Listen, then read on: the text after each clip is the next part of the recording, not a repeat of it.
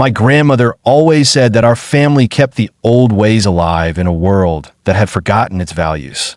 What she never told me was that some traditions deserve to die. In our household, daughters were currency.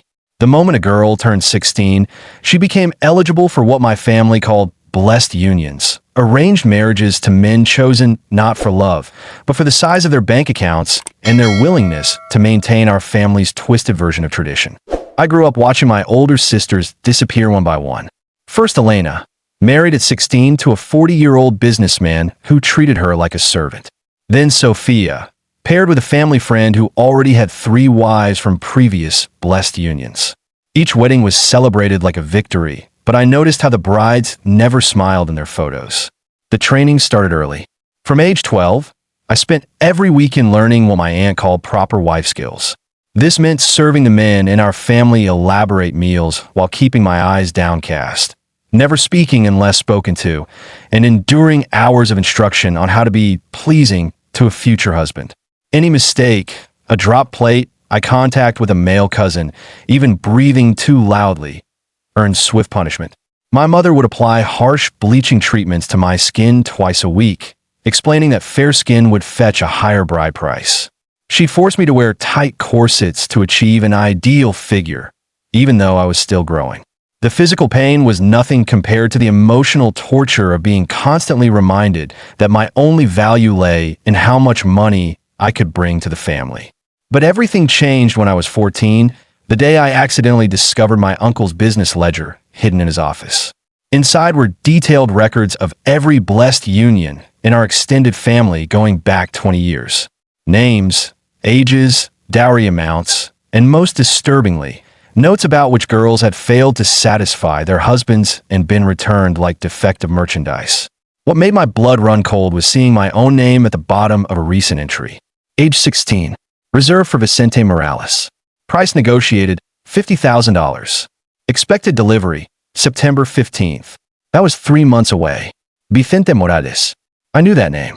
He was a 55-year-old man who owned several restaurants in the city. He'd already been through 4 wives, all of them young women from families like mine. The last one, Rosa, had supposedly run away, but the whispered rumors suggested something much darker had happened to her. That night, I couldn't sleep. I kept thinking about Rosa, about Elena who hadn't called home in over a year, about Sophia who flinched whenever anyone moved too quickly around her. For the first time, I really understood what was happening to us. The next morning, I volunteered to walk to the corner store for groceries, anything to get out of the house. But instead of going to the store, I went to the public library. I'd never been inside before. My family considered libraries dangerous places full of corrupting influences. But I was desperate to understand if what was happening in my family was normal. What I found shattered my worldview. Article after article about human trafficking, forced marriage, and child abuse. Legal definitions that perfectly describe my family's blessed unions. Hotline numbers for victims. Stories of other girls who'd escaped similar situations. I realized that what my family called tradition was actually a series of federal crimes. I spent the next 2 months secretly educating myself. I memorized phone numbers for crisis centers, learned about legal protections for minors, and most importantly, discovered that I wasn't powerless. I started documenting everything, taking photos of the ledger when my uncle wasn't home, recording conversations on an old phone I'd found, mapping out the entire network of families involved in these transactions. The hardest part was pretending everything was normal while planning my escape. I continued attending the weekend training sessions, smiling and nodding when relatives commented on my upcoming blessed union, all while gathering evidence and planning my exit strategy. My opportunity came 2 weeks before my scheduled wedding. My family was hosting a gathering to finalize the arrangements with Vicente. While the adults were busy discussing dowry details and contract terms, I slipped into my uncle's office one last time to photograph the complete ledger. That's when I overheard Vicente talking to my father about his expectations. He wanted a compliant wife who wouldn't ask questions about his business dealings. He mentioned that his previous wives had been troublemakers who'd threatened to involve authorities in matters they didn't understand. The casual way he discussed eliminating problems made it clear that Rosa and the others hadn't simply run away. I knew I had to act immediately. That night, while my family slept, I gather my evidence and what little money I'd managed to save from small jobs around the neighborhood. I left through my bedroom window, just as I'd practiced dozens of times, and made my way to the nearest police station. The desk sergeant who took my initial report was skeptical at first. A teenage girl claiming her family was running a human trafficking operation sounded far-fetched. But when I produced the photographs, recordings, and detailed documentation I'd collected, his attitude changed completely. Within hours, I was speaking with federal agents who specialized in human trafficking cases. Agent Sarah Chun, who became my primary contact, later told me that my evidence was some of the most comprehensive they'd ever received from a victim. The raids happened at dawn the following Tuesday. 7 locations hit simultaneously: my uncle's house, Vicente's restaurants, and the homes of 5 other families involved in the network.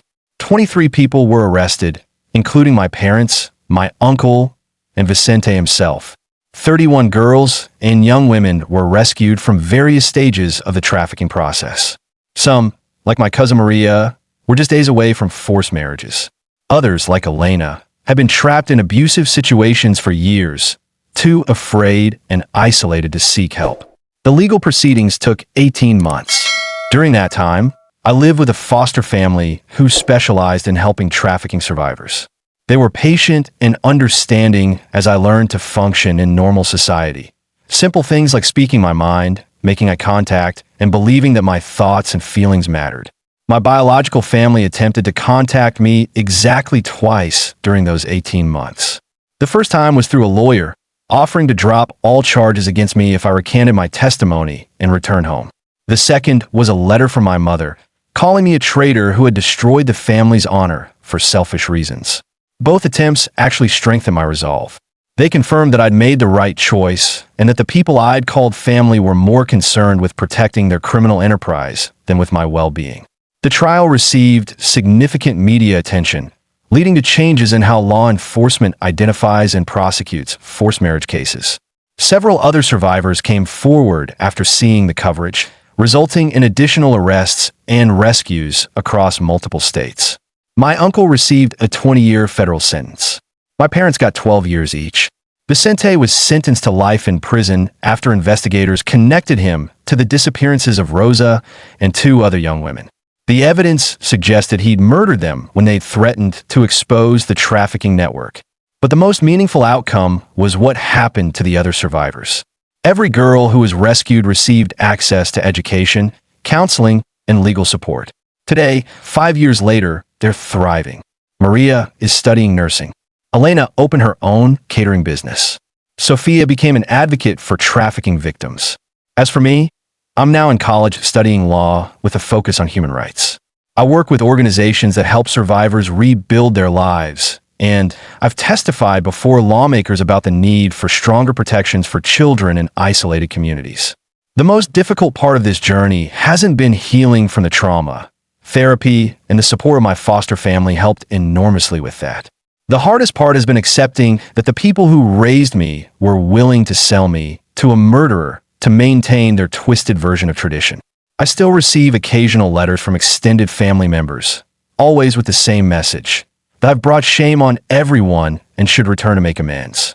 They continue to insist that what they did was justified by culture and tradition, even with overwhelming evidence of its criminal nature. But I've learned that real families don't treat their children like commodities. Real love doesn't come with price tags or contracts. And real traditions don't require breaking the law or destroying lives to maintain them.